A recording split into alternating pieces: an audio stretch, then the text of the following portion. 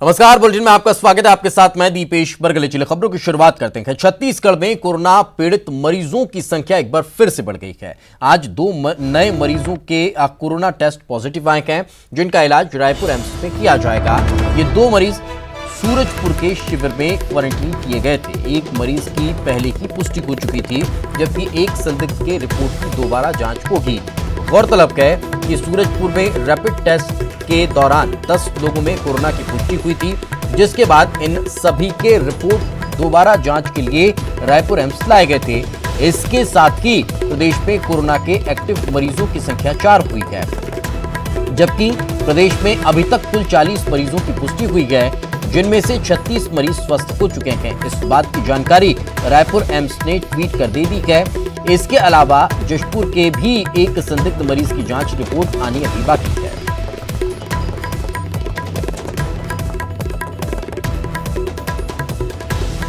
इसमें सूरजपुर में 10 लोग 163 में चिन्हांकित हुए थे। 153 नेगेटिव पाए गए थे। 10 में से एक पहले कल पॉजिटिव आ गए थे। शेष 9 में से 2 और अभी पॉजिटिव आए हैं और एक की रिपोर्ट पेंडिंग थी। मेरे पास उसकी रिपोर्ट अभी तक आई नहीं है। उनको दोबारा टेस्ट कर रहे थे, तो इतने वो 10 में से 3 फिलहाल पॉजिटिव पाए गए हैं। ये दूसरे राज्य के लोग थे जो यहाँ मजदूरी नहीं कर रहे थे। महाराष्ट्र से लोग बसों में, ट्रकों में भर भर के लाके इनको छत्तीसगढ़ की सीमा में गैर जिम्मेदाराना उन लोग काम कर रहे थे, और केंद्र सरकार को इसमें देखना चाहिए था कि वो ला के बसों में और छोड़ दे रहे थे। कोरोना संक्रमण को रोकने राज्य में बेहतर प्रयास हो रहे हैं। स्वास्थ्य विभाग इस दिशा में बेहतर और कारगर प्रयास कर रही है। प्रदेशवासियों के लिए यह एक सौगात से कम नहीं है। कोरोना जांच अब रायगढ़ में भी होगी। वायरोलॉजी कल लैब शुरू होने से जांच में तेजी आएगी। स्वास्थ्य मंत्री टीएस सिंहदेव ने कहा कि अब जांच में तेजी होगी। वहीं स्वास्थ्य मंत्री ने अपनी योजना बताते हुए कहा कि प्रदेश के 3 मेडिकल कॉलेज राजनांदगांव, बिलासपुर और अंबिकापुर में भी जल्द से जल्द तैयारियां की जा रही हैं। ये खुशी की बात है कि जिसके लिए स्वास्थ्य विभाग अथक प्रयास कर रहा था, हमारे अधिकारी, हमारे डीएमई, जिनको समय भी दिया शासन ने, कुछ और सेवा का मौका दिया रिटायरमेंट के बाद, तो आज उन्होंने छत्तीसगढ़ को एक इकाई समर्पित की है। एम्स के हम आभारी हैं कि उन्होंने सहमति दी। अब रायगढ़ में भी वायरोलॉजी का लैब चालू हो जाएगा। कुल संख्या में तो बढ़ोतरी होगी। अगर 100 टेस्ट वो कर पाएंगे तो 100 का एक साथ ग्रुप टेस्टिंग में 3 से 5 तक कर सकते हैं, तो 100 यानी 300 से 500 प्रतिदिन कर सकते हैं। अगर 200 तक की क्षमता बन जाएगी। मैंने प्रयास किया है कि ऑटोमेटेड आरएनए डीएनए एक्सट्रैक्टर भी लगाया जा सके, तो मैनुअल की जगह अगर हम ऑटोमेटेड प्रोसीजर से काम करेंगे तो उसमें टेस्ट की संख्या बढ़ जाएगी। तो दिन में कम से कम 4 चक्र हम कर पाएंगे, तो हमारी कैपेसिटी सीधे आज की तुलना में दुगनी हो जाएगी। हमें उस क्रिया में भी लगे हुए हैं कि 3 लैब और हम चालू करा लें, राजनांदगांव में, बिलासपुर में और अंबिकापुर में। ये तीनों मेडिकल कॉलेज में आने वाले दिनों में प्रक्रिया चालू हो गई है। हम चाहेंगे कि जल्दी से जल्दी, कुछ समय तो लगेगा, नया काम है, लेकिन जल्दी से जल्दी यहाँ भी लैब चालू हो जाए। और इस वक्त हमारे सहयोगी राघवेंद्र हमारे साथ जुड़ चुके हैं। राघवेंद्र, क्या ताजा अपडेट फिलहाल छत्तीसगढ़ में इस कोरोना महामारी से निपटने के इंतजामों को लेकर? जिस तरीके से 2 नए मरीज निकलकर सामने आए हैं जो कि सूरजपुर में क्वारंटाइन किए गए थे, जिस तरीके से 10 लोगों का रैपिड टेस्ट किट में पॉजिटिव आया था, लेकिन एम्स में जब जांच की गई है तो 2 लोग पॉजिटिव मिले हैं। ये एक तरीके से राहत भरी खबर भी है। भले ही जो है कोरोना पीड़ितों की संख्या के आंकड़े बढ़ गए हैं, लेकिन जिस अनुपात में बढ़ना था उससे कम निकल कर आए हैं, तो ये एक राहत भरी खबर प्रदेश के लोगों के लिए है। हालांकि कोरोना संकट के कारण से कई चीजें प्रभावित हो रही हैं। जिस तरीके से 10वीं 12वीं के जो बोर्ड एग्जाम थे वो 4 से 8 मई के बीच में आयोजित किए जाने थे, लेकिन उसको एक बार फिर से जो है स्थगित कर दिया गया है, आगे बढ़ा दिया गया है। डेट अभी डिक्लेयर नहीं किया गया है, लेकिन उस चीज को आगे बढ़ा दिया गया है। दूसरी और ये राहत भरी खबर है कि रायगढ़ में भी अब जो है जांच हो पाएगी। तो प्रदेश में जगदलपुर, रायपुर हो या रायगढ़, इस तरीके से अलग अलग जगहों पर अगर कोरोना के टेस्ट किए जाएंगे तो जाहिर तौर पर बड़ी संख्या में लोगों के टेस्ट टेस्ट हो पाएंगे और इससे इसके रोकथाम में मदद मिलेगी। तो ये तमाम जो है कोरोना संकट के समय में सरकार के द्वारा इस स्तर पर प्रयास भी किए जा रहे हैं। साथ ही मुख्यमंत्री ने इस बात की समीक्षा भी की है कि किस तरीके से आर्थिक मसलों पर क्या स्थिति है प्रदेश की, किस तरह से जो आर्थिक नुकसान हुआ है उसकी भरपाई किस तरीके से की जाएगी और प्रदेश को राजस्व को किस तरीके से बढ़ाया जाए और जो आर्थिक स्तर पर क्या सुधार किए जा सकते हैं, इसके लिए क्या कार्य योजना हो सकती है, ये तमाम भी जो है मंथन चल रहा है इस पर जो है सरकार के द्वारा। तो जाहिर तौर पर लोगों को भी इस दौरान जो है सावधानी बरतने की जरूरत है। ट्रैफिक पुलिस के द्वारा लोगों का चालान काटना पड़ रहा है, लोग नियमों का पालन नहीं कर रहे हैं। लोगों को भी जागरूक करने का काम लगातार जारी है। बहुत बहुत शुक्रिया इस तमाम जानकारी के लिए। दंतेवाड़ा जिले से सटे हुए बीजापुर के अंदरूनी इलाकों में एक मजदूर की संदिग्ध मौत हो गई। ये मजदूर सैकड़ों की संख्या में पैदल छिपकर आंध्र प्रदेश से अपने घर पहुंचे थे। उनमें से भी कुछ लोग बीमार बताए जा रहे हैं।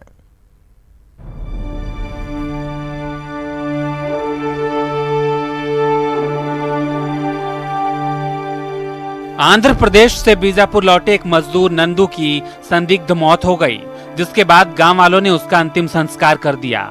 मामला जिले के गमपुर गांव का है, जहां करीब 100 मजदूर आंध्र प्रदेश के रैली कौतुर गांव से पैदल पहाड़ और जंगल के रास्ते गांव लौटे। इनमें से किसी की भी स्वास्थ्य की जांच नहीं हो पाई है। घर पहुंचे एक मजदूर नंदू मिडियामी को सीने में जलन, बदन दर्द और सांस लेने में तकलीफ थी और फिर अचानक उसकी मौत भी हो गई। दूर दराज के इलाके में स्थित इस गांव में हमारे संवाददाता अब्दुल हमीद पहुंचे और बीमार मरीज की मौत से एक दिन पहले उससे बातचीत की।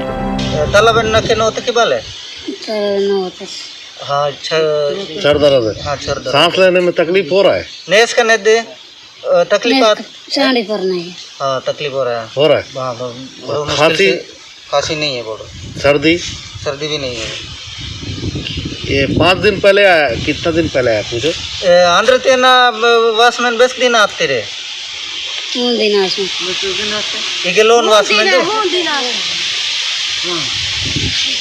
तो मून दिन आते रे, 3 दिन हो गए आंध्रा से आके, 3 दिन हो गया, गुरुवार को आए होगा। तो कहीं चेकअप हुआ? पूछो इसका, डॉक्टर लोग कहीं चेकअप आधा डॉक्टर बात सेक कितुड़े नहीं किए कहीं, और सेठ अगर सेक बात की वाले भी गलो तोर की वाले नहीं किए, कहीं चेक नहीं किया। सेठ वाले थे मिसी लो तोर की वाले थे लो तोर। इसका नाम क्या है पूछो? निकदिर बात है। अब उस मजदूर की मां की तबीयत खराब हो गई है, जिसके बाद उसकी मां को भी वैसी ही बीमारी हो गई है। इसके अलावा आंध्र से आए 2 और मजदूरों की तबीयत भी खराब बताई जा रही है। चुप क्या है, चुप क्या है, जंगल और पहाड़ का रास्ता है। तो आप लोग का कहीं डॉक्टर लोग चेक किए? चेक नहीं किया, लेकिन ऐसे गोली दिया था, लेकिन चेक ऐसा कैसे बीमार तो है कि नहीं बोल के नहीं चेक किया था, ऐसे अभी बिना देख के दिया था गोली। तो आप लोग इधर जब बीजापुर आए, गमपुर, तो कोई डॉक्टर आया चेक करने के लिए? नहीं आए। तो 59 लोग जो आए ना, उनको कुछ लोगों को बुखार, सर्दी, खांसी भी है। ऐसा है। कितने लोगों को है? 2 जन। कोरोना महामारी पूरे देश में फैली हुई है, जिसे रोकने के लिए लॉकडाउन चल रहा है। संदिग्धों की जांच हो रही है, लेकिन ऐसे दूर दराज के गांव में रहने वालों और पैदल छिपकर घर पहुंचने वालों की जानकारी मिलना और जांच एक बड़ी चुनौती है। बहरहाल इस मजदूर की मौत का अभी तक खुलासा नहीं हो पाया है और न ही उसके साथ आए दूसरे बीमार लोगों और उसकी मां की बीमारी का खुलासा हुआ है। न्यूज़ 18 के लिए अब्दुल हमीद की रिपोर्ट। लॉकडाउन की वजह से राज्य के कई लोग अन्य राज्यों में फंसे हुए हैं। प्रदेश के नेशनल खिलाड़ी भी लॉकडाउन की वजह से अपने राज्य नहीं आ पा रहे हैं और रायपुर के 2 हॉकी और 2 वॉलीबॉल खिलाड़ी चेन्नई और मदुरई में फंसे हुए हैं। राज्य सरकार से सोशल मीडिया के माध्यम से उन्होंने अपील की है। राज्य सरकार विशेष कर सीएम भूपेश बघेल की पहल के बाद कोटा में फंसे हुए 2800 छात्र छात्राओं को लाया गया, जिसके बाद खिलाड़ी भी सरकार से मदद की गुहार लगा रहे हैं। मुख्यमंत्री जी, मेरा नाम सारिका कौशिक है। मैं जिला धमतरी छत्तीसगढ़ से हूँ। मैं मदुरई तमिलनाडु में मंगेर करसी कॉलेज में की एक छात्रा हूँ। मैं यहाँ स्पोर्ट्स कोटा से पढ़ाई कर रही हूँ। कोरोना वायरस के कारण हमें बहुत सी परेशानियाँ हो रही है। कोरोना वायरस के कारण कॉलेजेस के हॉस्टल भी बंद हो चुके हैं, जिसके कारण मैं अपनी एक शिक्षिका के घर में रुकी हुई हूँ। अतः आपसे निवेदन है कि आप मुझे मेरे घर पहुँचाने में मेरी सहायता करें। माननीय मुख्यमंत्री जी, मेरा नाम संजना कौशिक है। मेरा नाम साक्षी कौशिक है। मेरा नाम पूर्णिका श्रीवास्तव है। हम जिला धमतरी छत्तीसगढ़ के रहने वाले हैं। हम प्लेयर्स हैं और हम यहाँ स्पोर्ट्स कोटा से हमारा एडमिशन हुआ है, तो हम यहाँ के MOP वैष्णव कॉलेज के स्टूडेंट्स हैं। कोविड-19 के कारण हमें बहुत सारी परेशानियाँ यहाँ हो रही हैं। हमारे सब साथी अपने घर जा चुके हैं और हमें यहाँ खाने पीने की भी बहुत प्रॉब्लम हो रही है। हमने सुना है कि कोटा के किसी कई स्टूडेंट को वहाँ लाया जा चुका है, तो सर प्लीज़ आप भी हमारी हेल्प करें, हमें अपने घर पहुँचा दें। धन्यवाद। गरियाबंद में ग्रामीणों ने एक प्रसूता को गांव में घुसने से मना कर दिया, जिसके बाद महिला को अपने 7 दिन के बच्चे के साथ गांव से 3 किलोमीटर दूर दिन भर एक शौचालय में गुजारना पड़ा। गरियाबंद के डूमर बखाल की नीलावती ने उड़ीसा के अस्पताल में 23 अप्रैल को एक बच्चे को जन्म दिया, जिसके बाद महिला अपने नवजात के साथ अपने गांव लौट रही थी। घर से 3 किलोमीटर दूर ही ग्रामीणों ने महिला को गांव में बिना कोरोना जांच के घुसने से इनकार कर दिया, जिसके बाद स्वास्थ्य विभाग की टीम मौके पर पहुंची, जांच की और उसके बाद महिला को सामान्य बताया गया। तब जाकर ग्रामीणों ने महिला को घुसने दिया।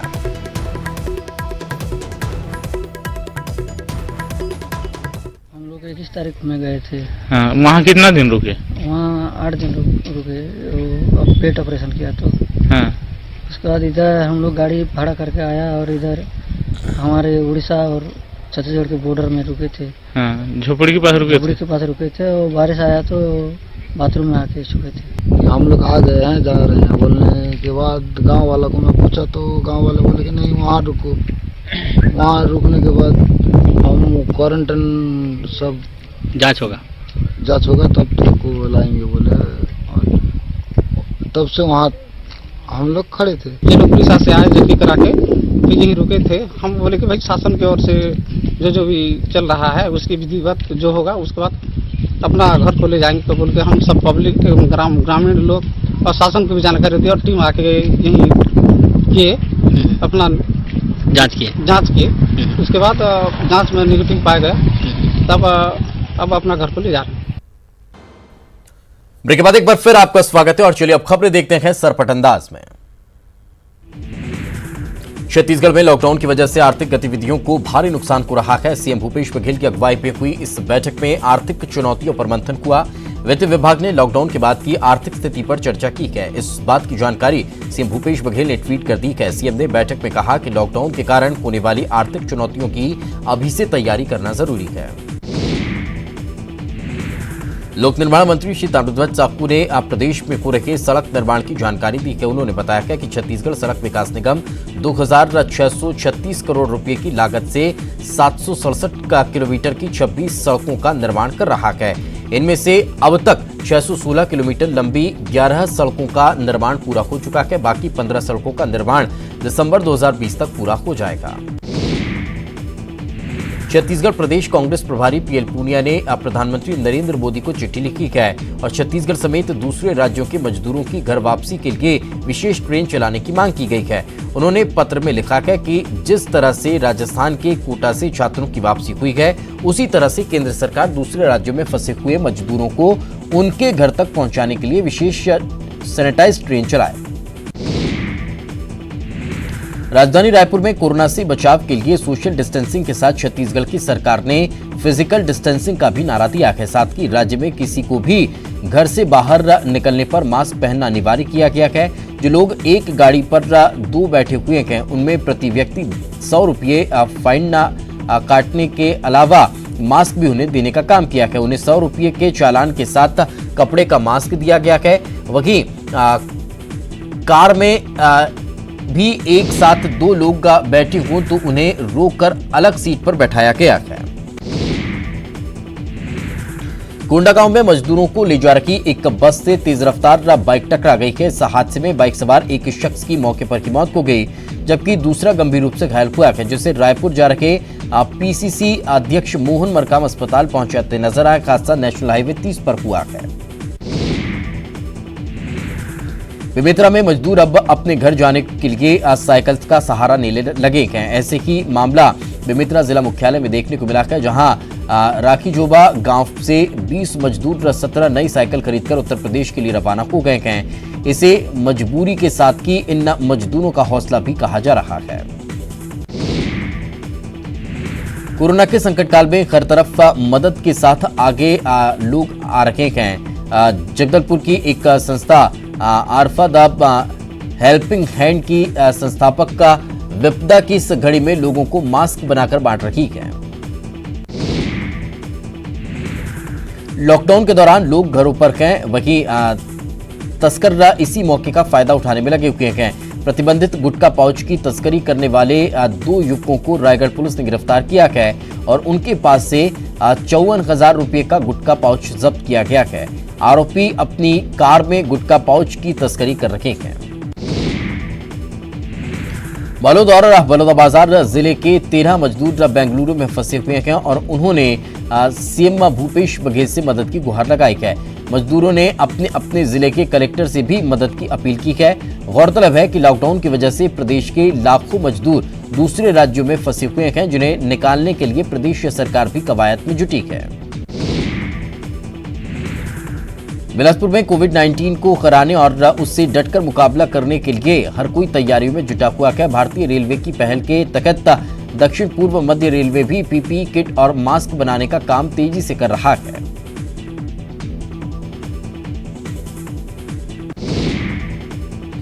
लॉकडाउन के दौरान शराबबंदी से महिलाएं खुश हैं। शराब दुकान बंद होने से घरेलू हिंसा, दुर्घटना जैसी कई मामले में कमी आई है। बालोद के देवरी गांव की महिलाएं सीएम भूपेश बघेल को चिट्ठी लिखकर लॉकडाउन के बाद भी शराब दुकानों को बंद रखने की मांग कर रही हैं। अब तक 150 महिलाएं चिट्ठी लिख चुकी हैं और अब इन्हें सीएम तक भेजने की तैयारी है।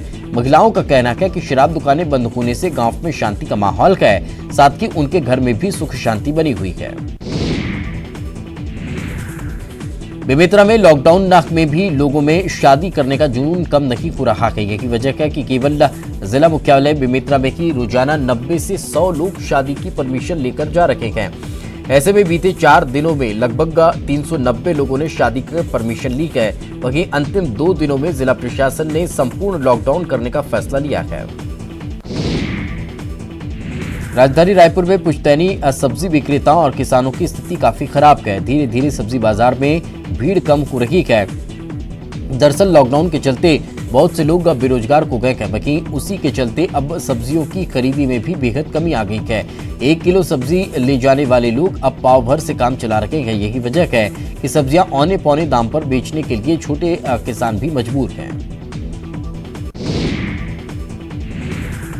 मुंगेली में कलेक्टर ने कल से 3 मई की आधी रात तक का टोटल लॉकडाउन के आदेश जारी किए हैं। शासन के निर्देश के बाद 1 सप्ताह से जिले में ढिलाई जो दी गई थी, बहुत सी दुकानें खुलने लगी थी और सड़कों पर चहल पहल बढ़ गई थी। इस दौरान लोग लॉकडाउन के नियमों में लापरवाही बरतने लगे थे, जिसे देखते हुए टोटल लॉकडाउन का फैसला लिया गया है। जिले की सीमाओं पर 13 जगह नाकेबंदी की गई है और इन स्थानों पर तहसीलदार और नायब तहसीलदार की ड्यूटी लगाई गई है। लॉकडाउन के दौरान बेवजह निकलने वालों पर भी सख्ती देखने को मिल रही है। कोरोना को लेकर कोई कंफ्यूजन न रखे, लोगों को सही और पूरी जानकारी मिलती रहे। यही वजह है कि न्यूज 18 ने कोरोना कंट्रोल रूम बनाया है, जहां पर हम दर्शकों के मन में उठ रहे सवालों के जवाब अपने एक्सपर्ट और डॉक्टर के जरिए देने की कोशिश कर रहे हैं। इसी कड़ी में आज हमारे साथ जुड़े हैं दिल्ली से श्वास रोग विशेषज्ञ डॉक्टर MS कंवर, जिन्होंने दर्शकों के सवालों के जवाब दिए।